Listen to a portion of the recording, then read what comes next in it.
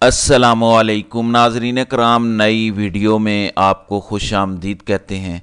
मौजूदा हुकूमती ढांचा खड़ा तो कर दिया गया है इलेक्शन चोरी के नतीजे में और मैंडेट पर डाका डाल के नताइज तब्दील करके, लेकिन इसका बोझ अब बढ़ता जा रहा है और इसका बोझ इस कदर बढ़ता जा रहा है कि अब इस्टेब्लिशमेंट के लिए भी बहुत मुश्किल हो चुका है कि वो इसका वज़न उठाए।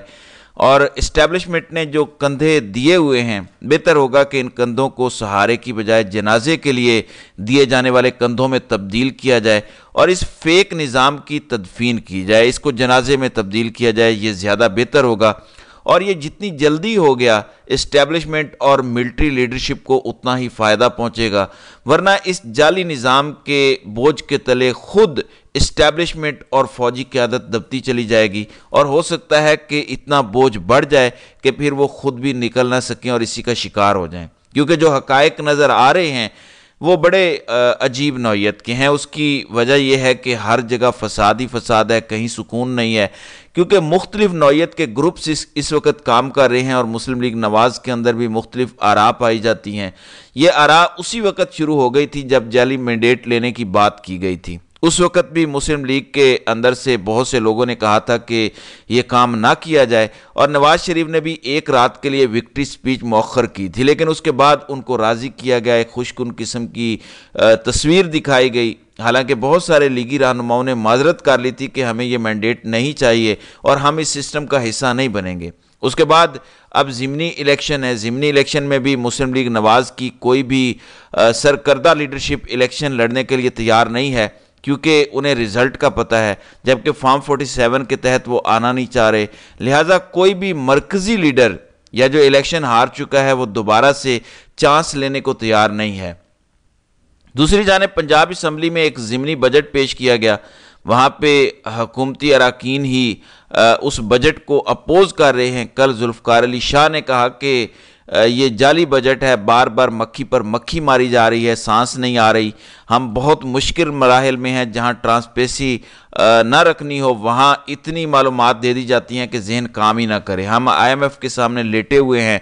ज़राए आमदन का दुरुस्त इस्तेमाल किया जाए और हमें समझाया जाए, पढ़ाया जाए कि हम क्या करने आए हैं। हमें अंधेरे में रख कर इस्तिहकाक मजरूह किया जा रहा है। उन्होंने कहा कि हमारे सामने 3 किलो किताबों का वज़न रख दिया गया है और हमें कहा जा रहा है कि आप इसकी मंजूरी दे दें, लिहाजा मंजूरी इस तरह नहीं हो सकती। दूसरी जानिब पंजाब असम्बली में कल पहली दफ़ा देखा गया, हुकूमत पंजाब असम्बली में मुस्लिम लीग नवाज़ की है। मरियम नवाज़ चीफ मिनिस्टर हैं, फॉर्म 47 वाली हुकूमत, और इनकी सीटों की तादाद 200 से ज़्यादा है, जबकि PTI की सीटों की तादाद बमुश्किल 100 है, यानी डबल का फ़र्क है। जबकि कल नून लीग के 200 अरकान एहतजाजन वॉकआउट कर गए असम्बली से। उसकी वजह क्या बनी? उसकी वजह यह बनी कि इमरान खान की तस्वीर लेकर आए थे, क्योंकि अपोजिशन लीडर मुकर्रर हुए हैं अहमद खान भच्चर। उन्होंने अपनी तकरीर का आगाज़ किया और उन्होंने सामने इमरान खान की तस्वीर रखी हुई थी। अब मसला यह है कि एक तरफ नवाज शरीफ जो कि हुकूमत का हिस्सा है, ना ही वो वज़ीर आज़म है, ना ही उनके पास कोई ओहदा है, वो एक MNA हैं फॉर्म 47 के। अगर वो इजलास की सदारत कर सकते हैं पंजाब के, फिर अगर वो रिपोर्ट मांग सकते हैं इसहाक डार से वज़ारत ख़ारजा की, और तारिक फ़ातमी को बराह रास्त टास्क दे सकते हैं कि फ़लाँ मुल्क से रब्ता करें, फ़लाँ के साथ ये करें। अगर नवाज शरीफ ये काम कर सकते हैं तो फिर इमरान खान की तस्वीर लाने में क्या इशू है? तो इस तस्वीर लाने पर ही भरपूर किस्म का हंगामा हुआ और इतना हंगामा हुआ कि डिप्टी स्पीकर को इजलास मुलतवी करना पड़ा और इस दौरान हुकूमती अरकान ऐवान से वॉकआउट कर गए। अब बजट वाला मामला था। अहमद खान भज्जर ने कहा कि बजट में सिर्फ ₹2.75 बजट रखा गया हर नौजवान के लिए। वर्किंग वूमेन, लेबर क्लास, ज़राअत को नज़रअंदाज किया गया। सेहत कार्ड के हवाले से सिर्फ 45 अरब रुपया कौम से मजाक के मुतरादिफ है। ये कल पंजाब असम्बली में हुआ। दूसरी जानिब तहरीक इंसाफ ने 30 मार्च को जलसे का प्लान है इस्लामाबाद में, उसके लिए दरख्वास्त भी दे दी है और इसका जवाब आ जाना है। अगर इंतज़ामिया ने इस जलसे की इजाज़त ना दी तो इस्लामाबाद हाई कोर्ट ने कहा है कि दोबारा हमसे रुजू करें। इससे पहले तहरीक इंसाफ की लीडरशिप फजलुर रहमान को इनवाइट करेगी, जमात इस्लामी को करेगी, महमूद खान अचकज़ई और सरदार अख्तर मेंगल, GDA, ये तमाम जमातें जो समझती हैं कि धांधली हुई है, इलेक्शन चोरी हुए हैं, उन तमाम जमातों को इनवाइट करेगी। और इस सिलसिले में पहली मुलाकात امیر جماعت اسلامی سراج الحق سے پی ٹی آئی کے وفد کی ہوئی ہے۔ عمر ایوب، اسد کیسر، جنید اکبر اور ڈاکٹر امجد خان وہاں گئے ہیں۔ جماعت اسلامی کے امیر اور سیکرٹری جنرل سے ان کی ملاقات ہوئی، احتجاجی تحریک کے بارے میں یہ ساری گفتگو تھی۔ دوسری جانب جو ڈونلڈ لو کی ہیئرنگ ہوئی، اس میں ڈونلڈ لو نے پچھلے سائفر سے کوئی 10 گنا بڑے میزائل داغ دیے، ایسے میزائل داغے کہ پاکستان کی موجودہ حکومت کو سمجھ نہیں آ رہی کہ وہ کیا کرے۔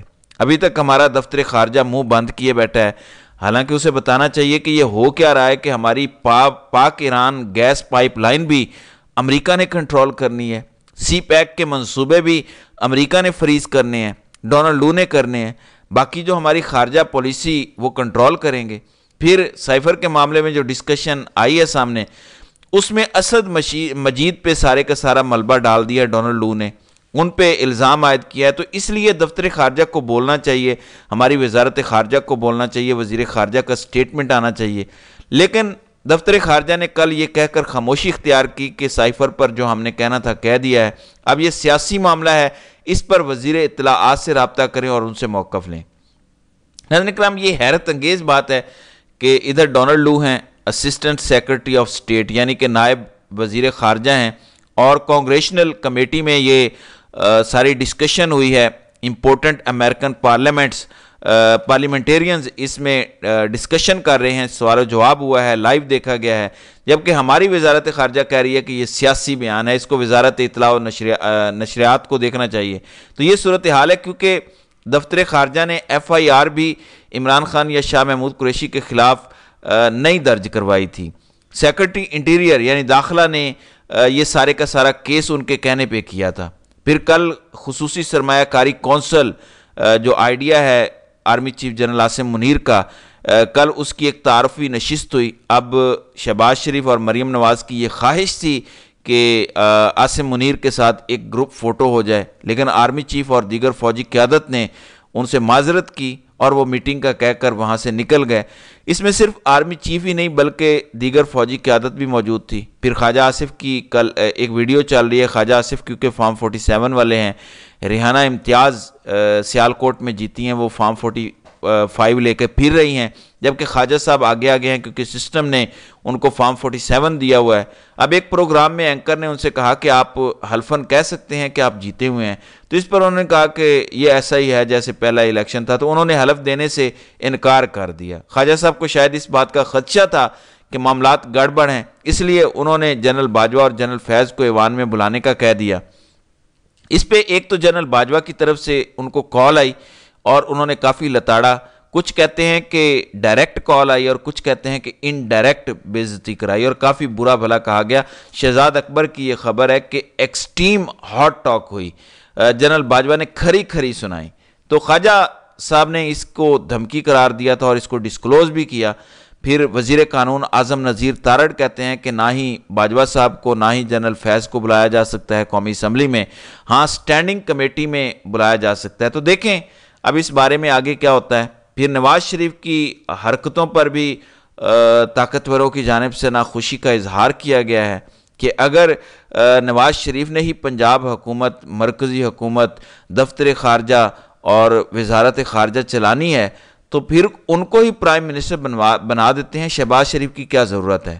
تو نواز شریف کو بھی ایک میسج دیا گیا ہے کہ آپ ذرا احتیاط کریں اور اندرونی سیاست سے ذرا دور رہیں۔ تو ناظرین کرام، آپ کی اس ویڈیو کے حوالے سے کیا رائے ہے؟ آپ اپنی رائے کا اظہار کامنٹ سیکشن میں ضرور کیجیے گا۔